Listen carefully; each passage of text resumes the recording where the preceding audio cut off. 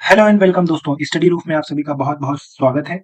देखिए, जैसा कि पहले ही मैंने आप लोगों से प्रॉमिस किया था कि मैं यूपी ट्रिपल एस सी लेखपाल के लिए, जो UP triple S C conduct करा रहा है, यूपी ट्रिपल एस सी लेखपाल के लिए एंड यूपीएसआई के लिए, जो पॉलिटी की क्लासेस हैं, इवन जो जनरल स्टडीज की क्लासेस हैं, मैंने आपको वादा किया था कि मैं सारी क्लासेस एक बाय एक करके और पूरा ए टू जेड कंप्लीट करूंगा।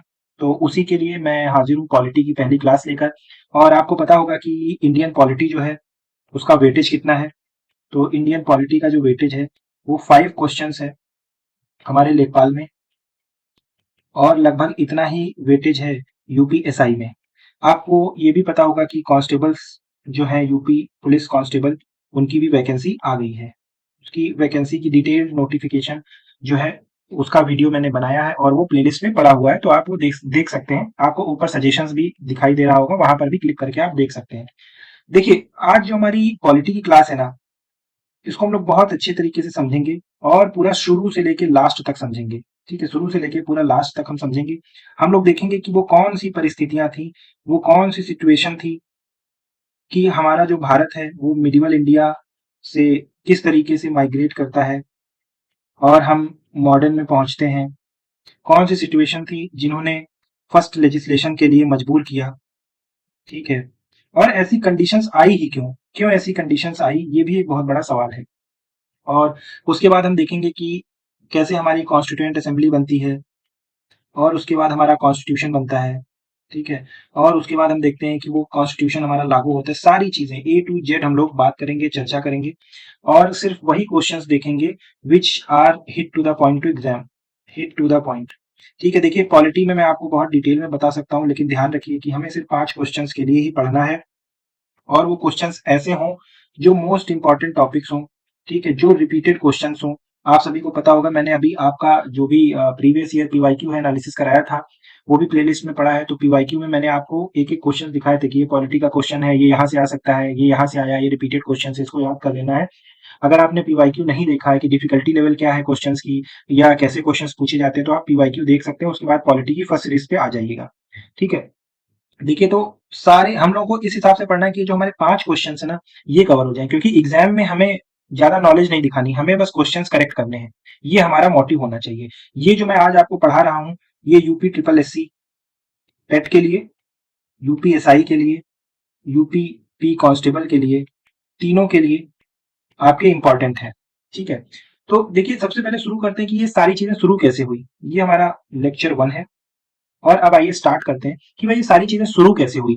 आप सबको पता होगा कि 1498 में, ठीक है, जो पोर्चुगीज होते हैं, जो पोर्चुगीज होते हैं यानी जो पुर्तगाली होते हैं, कहीं ना कहीं पुर्तगाली भारत आते हैं।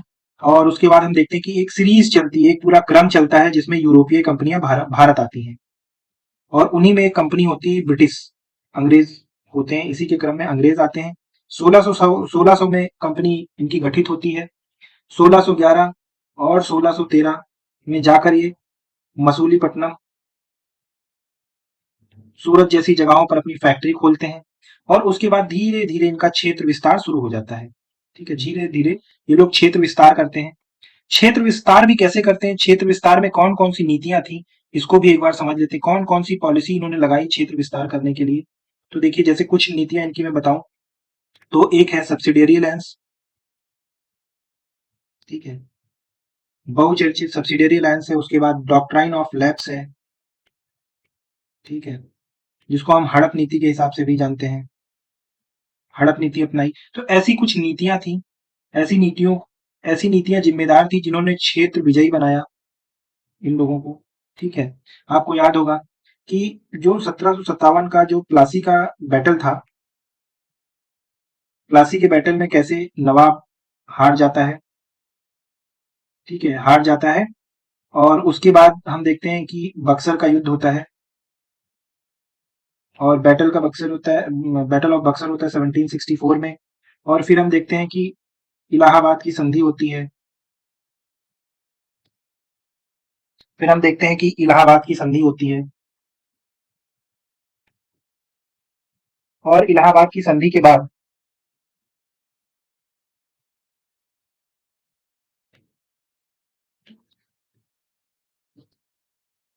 इलाहाबाद की संधि होती है, और इलाहाबाद की संधि के बाद हम देखते हैं कि जो दीवानी राइट्स हैं और जो फौजदारी राइट्स हैं, ये अंग्रेजों को मिल जाते हैं, अंग्रेजों को अधिकार मिल जाता है। तो साथ में अगर हम यहाँ से ये कंक्लूड करें कि भाई क्षेत्र तो इनको मिल ही रहे हैं, प्लस शक्तियां भी इनको मिल रही हैं, ठीक है, तो एक तरीके से आते आते ये लोग सारे क्षेत्र को विजयी कर लेते हैं, जिसमें सबसे बड़ा योगदान जो होता है वो 1764 के और 1757 के युद्ध का होता है। ठीक है, ये जो बैटल होते हैं ये बहुत निर्णायक होते हैं, बहुत डिसाइसिव होते हैं। ठीक है, ये बैटल बहुत निर्णायक होते हैं। और इसी के बाद हम देखते हैं कि जब सारी सत्ता आ जाती है तो पहला लेजिस्लेशन आता है, फर्स्ट लेजिस्लेशन।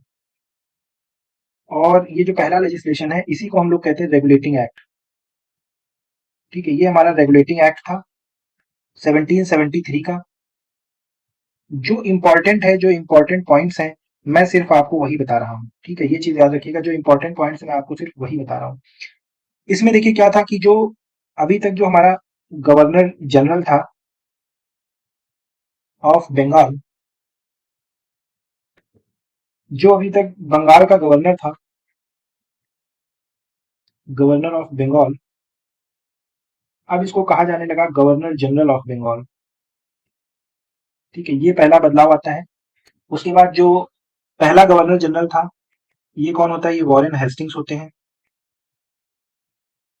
ठीक है, उसके बाद एक एग्जीक्यूटिव काउंसिल, एक जो एग्जीक्यूटिव काउंसिल है यानी कार्यकारी परिषद जो बनाई जाती है, कार्यकारी परिषद का गठन किया जाता है। ये 4 सदस्यीय होती है, इसमें 4 सदस्य होते हैं। ठीक है, और एक जो है, एक उच्चतम न्यायालय यानी जो सुप्रीम कोर्ट होता है उसकी स्थापना की जाती है। ये स्थापना की जाती है कलकत्ता में। तो ये हमारे पहले जो पहला लेजिस्लेशन होता है रेगुलेटिंग एक्ट 1773, उसके कुछ इंपॉर्टेंट पॉइंट्स होते हैं। जो अभी तक गवर्नर जनरल था बंगाल का, अब उसको गवर्नर जनरल ऑफ बंगाल कहा जाने लगा। जो पहला गवर्नर जनरल था वो हमारा वॉरेन हेस्टिंग्स था। उसके बाद जो कार्यकारी परिषद होती है उसमें 4 सदस्य होते हैं, और जो उच्चतम न्यायालय होता है वो कलकत्ता में गठित किया जाता है। तो ये सब फैक्चुअल है, आपको फैक्ट याद रखने हैं। उसके बाद जो सेकंड लेजिस्लेशन हमारा होता है वो है पिट्स इंडिया एक्ट। फिर ये लेके आते हैं पिट्स इंडिया एक्ट को 1784। और इसमें क्या इंपॉर्टेंट प्रोविजंस होते हैं? तो देखिए इसमें 2 चीजें की जाती हैं। एक तो बोर्ड ऑफ कंट्रोल का गठन किया जाता है, और एक जो होता है वो होता है board of directors. Board of directors, अभी तक देखिए क्या था कि ये मान लो कंपनी है, और इस कंपनी के ऊपर बोर्ड ऑफ डायरेक्टर्स होता था। ठीक है, और ये सारे डिसीजन लेता था, ऑल डिसीजंस ये लेता था। लेकिन अब 1784 का जो पिट्स इंडिया एक्ट था उसमें क्या कर दिया गया कि ये जो है ये कमर्शियल डिसीजंस लेगा, और ये जो है ये पॉलिटिकल डिसीजन लेगा। ठीक है, ये पॉलिटिकल डिसीजन लेगा, जो भी राजनीतिक फैसले हैं। और ये जो है ये आपके व्यापारिक फैसले लेगा। एक तरीके से राजनीतिक मामले में कंपनी से अधिकार छीन लिया गया। जो बोर्ड ऑफ कंट्रोल है यहाँ पे सरकार द्वारा या संसद द्वारा नामित लोग होंगे। ठीक है, संसद द्वारा नामित लोग होंगे यहाँ पर।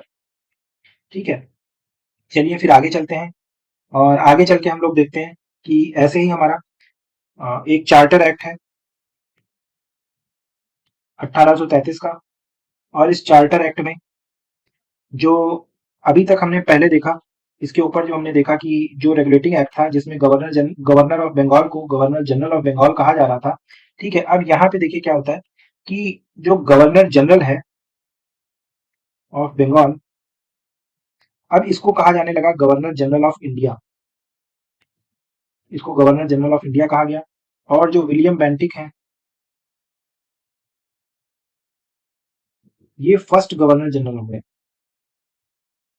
ये फर्स्ट गवर्नर जनरल है। और अब जो कंपनी है ना, ये जो इंग्लिश ईस्ट इंडिया कंपनी थी, अब ये एक व्यापारिक बॉडी से क्या होता है, ये प्रशासनिक निकाय बन जाता है। ठीक है, एक प्रशासनिक निकाय हो जाता है। ठीक है, ये सारी चीजें आपको लिखना है। आप एक पेन और पेपर लेके बैठिएगा, जो इंपॉर्टेंट पॉइंट्स है वो मैं आपको बताते जा रहा हूँ। 5 नंबर के लिए इससे बाहर कहीं से नहीं आएगा। इसके बाद देखिए क्या होता है।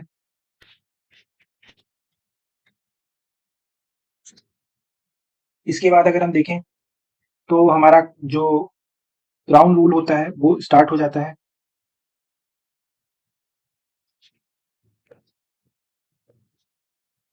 मतलब सीधे जो रानी होती हैं, रानी के क्षेत्राधिकार में आ जाता है। रानी के क्षेत्राधिकार में सारी चीजें आ जाती हैं। और इन्हीं के क्षेत्राधिकार में देखिए गवर्नमेंट ऑफ इंडिया एक्ट 1858 पास किया जाता है। और इन्हीं के काल में इंडिपेंडेंस एक्ट पास किया जाता है। और इंडिया एक्ट 1909, या जिसको हम गवर्नमेंट ऑफ इंडिया एक्ट 1909 भी कहते हैं। और यहीं पर हमको गवर्नमेंट ऑफ इंडिया एक्ट 1919 भी मिलता है। ठीक है। और यहीं पर हमको गवर्नमेंट ऑफ इंडिया एक्ट 1892 बनता है। तो यहाँ पे सारे एक्ट्स को एक बार देख लेते हैं, कौन कौन से एक्ट क्या क्या बताते हैं। ठीक है, तो देखिए सबसे पहले जो हमारा होता है that is Indian councils act 1892, भारतीय परिषद अधिनियम 1892। ठीक है, इसमें देखिए क्या करते हैं ये लोग कि इसके अंदर जो प्रावधान थे वो थे कि कुछ नॉन ऑफिशियल मेंबर्स को नॉमिनेट करना है। ठीक है, इसमें देखिए बजट पर सप्लीमेंट्री क्वेश्चंस, फ्री क्वेश्चंस पूछ सकते हैं लोग, भारतीय लोग पूछ सकते थे। और देखिए वोटिंग का अधिकार नहीं था, वोटिंग का अधिकार नहीं था। उसके बाद आते हैं government of India councils act 1909। इसके क्या सैलेंट फीचर्स थे इसको एक बार देख लेते हैं। इसको मार्ले मिंटो रिफॉर्म्स भी कहा गया, मार्ले मिंटो सुधार।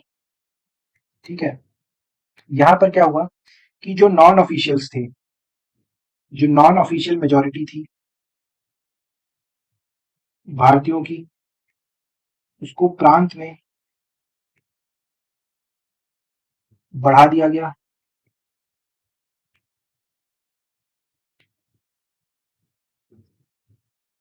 और जो वॉइसरॉय थे, वॉइसरॉय की परिषद में भारतीयों की एंट्री हो गई। ठीक है, और जो पहले व्यक्ति थे वे थे सत्येंद्र प्रसाद सिन्हा। ठीक है, ये इंपॉर्टेंट है। जो पहले व्यक्ति थे सत्येंद्र प्रसाद सिन्हा थे, वायसराय की परिषद भारतीयों की एंट्री के लिए खोल दी गई थी। उसके बाद देखिए यहाँ पर सेपरेट इलेक्टोरेट आ गया, यानी पृथक निर्वाचन। और ये मुस्लिम्स के लिए था। ठीक है, एक तरीके से आप समझिए कि डिवाइड एंड रूल की पॉलिसी बहुत ज्यादा हावी हो गई। इसके बाद हम देखते हैं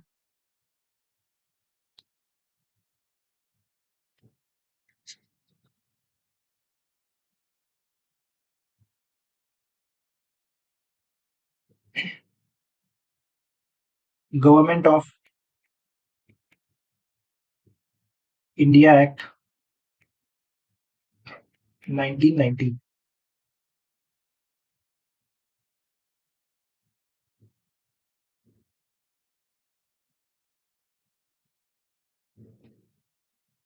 गवर्नमेंट ऑफ इंडिया एक्ट 1919 को देखते हैं, इसके क्या फीचर्स थे इसको एक बार देख लेते हैं।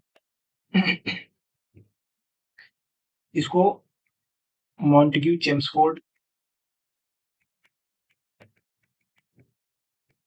के नाम से भी जाना गया।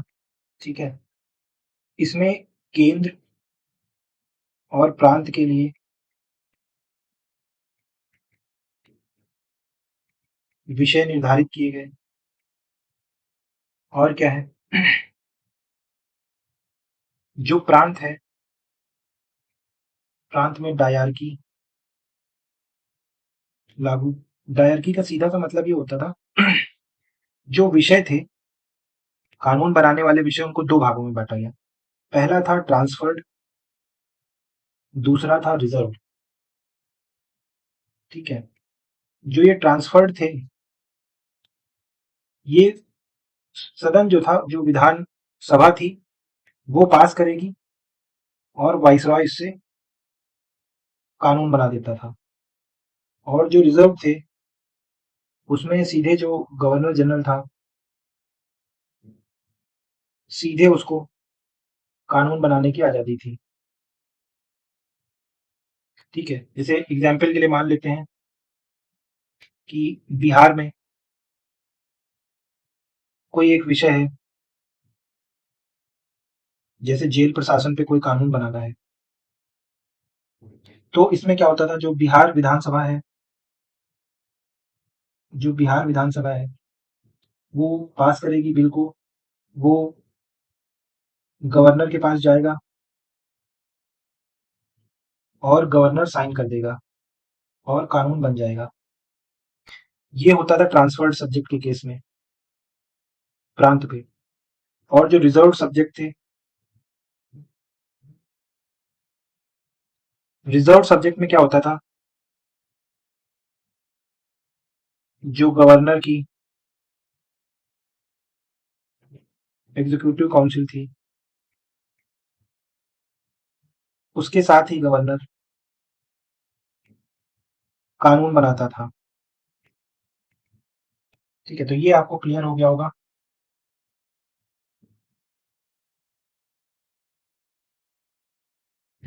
ये आपको क्लियर हो गया होगा। ये है जो ये इन्होंने किया था, ये प्रांत में किया था। ठीक है, केंद्र में क्या था, केंद्र में अभी भी गवर्नर, या इसी को हम वॉइस रॉय कहते हैं। क्यों वॉइस रॉय कहते थे, क्योंकि अब ये प्रतिनिधि था ब्रिटेन की रानी का। ठीक है, ये प्रतिनिधि था ब्रिटेन की रानी का, इसलिए हम लोग ये बोलते थे। केंद्र में क्या होता था कि इसकी एक एग्जीक्यूटिव काउंसिल थी, जिसमें 10 से 16 लोग होते थे। ठीक है, और इन सबके सहारे जो वाइसरॉय है, वो कानून बनाता था। ये कुछ कंडीशन चल रही थी, जिसकी हम बात कर रहे हैं 1919 की। अब देखो 1935 में क्या होता है, गवर्नमेंट ऑफ इंडिया एक्ट 1935 में क्या होता है कि बहुत सारे इन्होंने प्रावधान दे दिए। जैसे यहाँ पर एक प्रावधान इन्होंने दिया था ऑल इंडिया फेडरेशन का, कि एक भारत संघ बनाया जाएगा।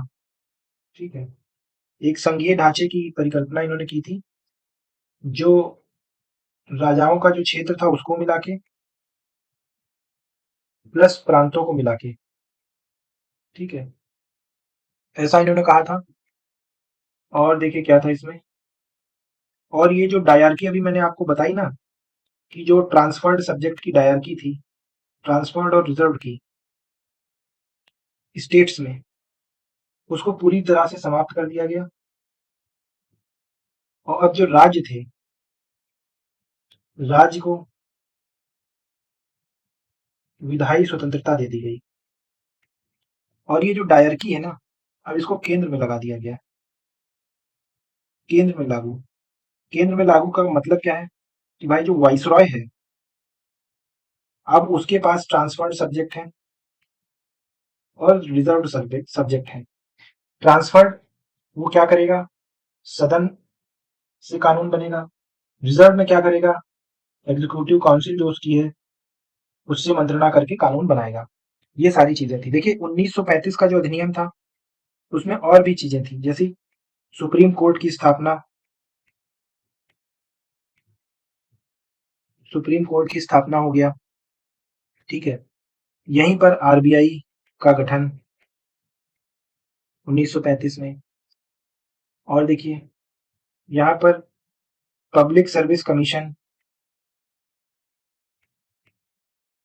की स्थापना बोली गई और द्विसदनीय व्यवस्था कर दी गई। द्विसदनीय व्यवस्था कहाँ कहाँ की गई? 6/11 प्रांतों में। ठीक है, तो ये सब आज की क्लास के लिए काफी है। इसके बाद हम लोग देखेंगे कि जो इस अगली क्लास जो हमारी होगी उसमें हम लोग देखेंगे कि जो हमारा संविधान है, ठीक है, जो हमारा संविधान है उसके साइलेंट फीचर्स कौन कौन से हैं, उसके साइलेंट फीचर कौन कौन से हैं। उसके बाद हम लोग देखेंगे संविधान के स्रोत कौन कौन से हैं, सोर्सेस कौन सा कहाँ लिया गया, ये भी बहुत इंपॉर्टेंट है, स्किप मत कीजिएगा। उसके बाद हम लोग देखेंगे प्रस्तावना, ठीक है, प्रस्तावना देखेंगे। और उसके बाद हम लोग आएंगे आर्टिकल 1 to 4 जिसको हम लोग बोलते हैं संघ और उसके राज्य, यूनियन एंड टेरिटरीज। ठीक है, तो मिलते हैं नेक्स्ट क्लास में, तब तक के लिए थैंक यू फॉर वॉचिंग। और अगर आपको हमारा वीडियो अच्छा लगा हो तो लाइक करें, शेयर करें, सब्सक्राइब करें हमारे चैनल को। आपको यहाँ पर सारी क्लासेस A to Z सारी क्लासेस मिल जाएंगी जितने भी जीएस के हैं, खासकर यूपी ट्रिपल एससी के लिए, और लास्ट एक मंथ में आपको मॉक टेस्ट भी मिल जाएंगे। Thank you for watching.